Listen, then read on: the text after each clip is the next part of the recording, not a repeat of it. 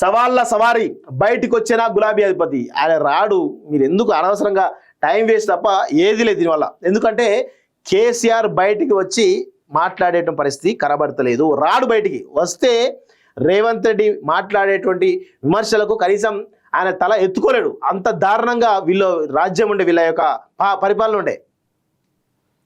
నిన్నటిదాకా పెద్ద పులి బయటకు వస్తా అని చెప్పేసి అంటే పెద్ద పులి లేదు, ఆయన పెద్ద పిల్లి. అనే నెటిజన్ లో ఒక వీడియో చేసిరన్న, అది బాగా వైరల్ అయింది. ఒకసారి బయట చూద్దాం. పెద్ద పులి కానీ పెద్ద పిల్లి ఉంది. ఎదుడు ఇక చూడండి. కేసీఆర్ వచ్చిన తర్వాత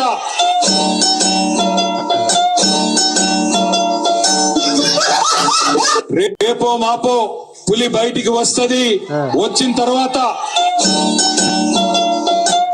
అలా ఇట్లా ఉంటది. కేసీఆర్ బయటకు వస్తే ఇట్లాంటి పరిస్థితి ఉంటది. కేసీఆర్ ఒకవేళ అందుకే వస్తలేడు. ప్రజలు తిరగబడతారు, కొడతారు అని చెప్పేసి వస్తలేడు. సో సవాళ్ళ సవారీ బయటకు వచ్చేదాకా గులాబీ అధిపతి, నిన్న దాకా కూతురి కేసుతో సతమతం, నేడు ఈ రేస్తో కొడుకుతో అయమయం. అటు విద్యుత్ కాళేశ్వరం కమిషన్తో గుబులు, ఇటు కాకా రేపుతున్న పొలిటికల్ సెగలు. ఫామ్ హౌస్ దాటి కేసీఆర్ బయటకు వస్తారా? పార్టీని నడిపించే బాధ్యత చేపడతారా?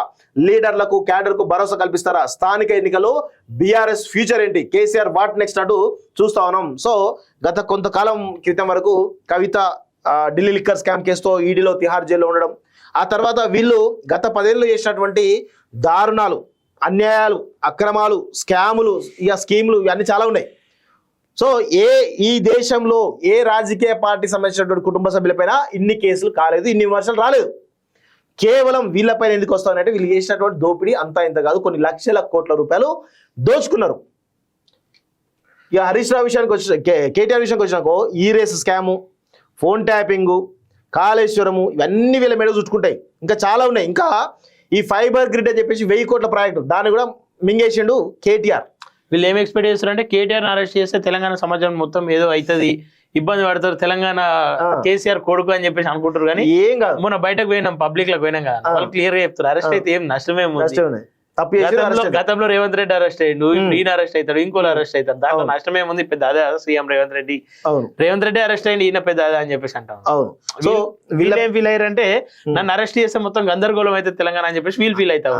అంత సినిమా లేదు. ప్రజలు ఇంకా బీఆర్ఎస్ పార్టీని నమ్మే పరిస్థితిలో ప్రజలు లేరు, కేసీఆర్ నమ్మే పరిస్థితిలో ప్రజలు లేరు. ఎందుకంటే మీరు చేసినటువంటి దోపిడీ పాలన, దుర్మార్గ పాలన, అరాచక పాలన, అక్రమ పాలన ఏదైతుందో అది ఇంకా ప్రజల మనసుల్లో నాటుకపోయి ఉన్నది.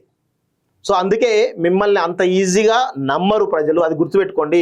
మీరు ఈ కేసులు ఇంకా చాలా కేసులు వస్తాయి. ఈరోజు దేశం ముందు ఈ స్కామ్ల స్టార్ల యొక్క స్కామ్లు బయటకు వస్తామంటే మన తెలంగాణ పరువు పోతా ఉంది. ఈ రేస్ స్కామ్ పైన నేషనల్ మీడియా డిస్కస్ జరుగుతూ ఉంది. ఇక ఢిల్లీ లిక్కర్ స్కామ్ గురించి మనం చెప్పక్కర్లేదుగా.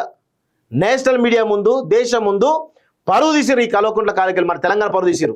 వీళ్ళేమో ఇంకా తెలంగాణ ఆత్మగౌరవం అది మాట్లాడతారు. అసలు తెలంగాణ ఆత్మగౌరవాన్ని ఆ దేశం ముందు తాకట్టు పెట్టిందే ఈ కల్వకుంట్ల కాలకీయులు.